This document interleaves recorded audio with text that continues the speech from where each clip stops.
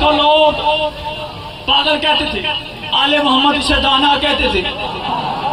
एक दिन हारून रशीद ने अपने दरबार में बुलाया और बुलाने के बाद बहलोल तू बड़ा अली का आशिक बना फिरता है, बड़ा तो अली को मानता है, अच्छा एक काम कर सकता है? बहलोल ने कहा बता।